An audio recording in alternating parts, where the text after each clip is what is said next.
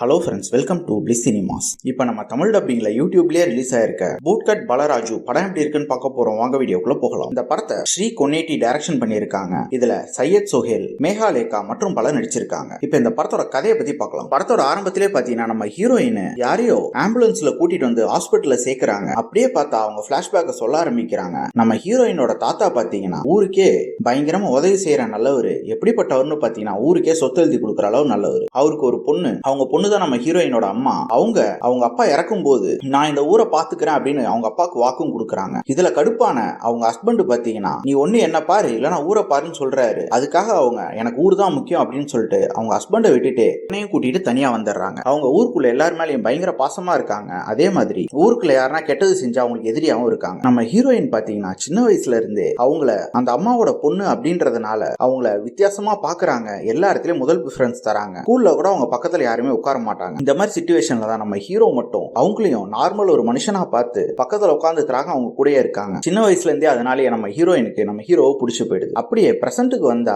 நம்ம ஹீரோ பாத்தீங்கன்னா விநாயகர் சதுர்த்திக்காக ஊர் மக்கள் கிட்ட எல்லாம் காசை வாங்கிட்டு அதை வச்சு சரக்கும் அடிச்சுட்டு விநாயகர் வாங்க காசு இல்லாம இருக்காரு. அப்ப நம்ம ஹீரோயின் கிட்ட தான் போயிட்டு காசே வாங்கிட்டு வராரு. அந்த மாதிரி பட்டவர் அவரு. ரெண்டு பேருமே காலேஜ் படிக்கிறாங்க. நம்ம ஹீரோயினோட ஃப்ரெண்டு நம்ம ஹீரோவை லவ்வும் பண்றாங்க. ஆனா இன்னும் ப்ரப்போஸ் பண்ணாம இருக்காங்க. இந்த மாதிரி போயிட்டு இருக்கும்போது ஒரு நாள் நம்ம ஹீரோயின் வீட்டுக்கு வரும்போது அவங்க அம்மா கிட்ட புதுசா நான் இந்த ஊருக்கு வந்திருக்க கலெக்டர் அப்படின்னு சொல்லிட்டு புதுசா ஒருத்தர் வந்து பேசிட்டு இருக்காரு. உங்களை எனக்கு ரொம்ப பிடிக்கும், உங்களோட ஐடியாலஜி பிடிக்கும் அப்படி இப்படின்னு பேசிட்டு இருக்காரு. நம்ம ஹீரோயின் வரும்போது அவங்க அம்மா இன்ட்ரடியூஸும் பண்ணி வைக்கிறாங்க. அதுக்கப்புறம் உள்ள வந்ததுக்கு அப்புறம் நம்ம ஹீரோயின் கிட்ட அவங்க அம்மா கேக்குறாங்க, அந்த பையன் எப்படி இருக்கான், அழகா இருக்கானா, உனக்கு பிடிச்சிருக்கா அப்படின்ட்டு. உங்களுக்கு ஓகேனா எனக்கு ஓகே தான் அப்படின்னு சொல்லிடுறாங்க. அன்னைக்கு நைட்டே பாத்தீங்கன்னா நம்ம ஹீரோ அவங்க வீட்டுக்கு வராரு. அப்ப நம்ம ஹீரோயின் மீன் குழம்பு கொடுக்குறாங்க. மீன் சாப்பிடும்போது அந்த முள்ள அவருக்கு தொண்டையில மாட்டிக்குது. அதுக்காக நம்ம ஹீரோயின் பார்த்து பதறாங்க. அதை பார்த்துட்டு நம்ம ஹீரோயின் வீட்டு வேலைக்காரி நீங்க ரெண்டு பேரும் ஃப்ரெண்ட்ஸா லவ்வரானே எனக்கு தெரியலன்ற மாதிரி சொல்லிட்டு போறாங்க. அப்பத்துல இருந்து நம்ம ஹீரோயினுக்கு அதே யோசனையாவே இருக்கு. அடுத்தது போக போக நம்ம ஹீரோவை பார்த்து அவங்களுக்கு பிடிச்சும் போயிடுது. நம்ம ஹீரோயினோட ஃப்ரெண்டு அவங்க கிட்ட லவ் ப்ரப்போஸ் பண்றதுக்காக கூப்பிட்டு வச்சு ஐ லவ் அப்படின்னு சொல்லிட்டு இருக்காங்க.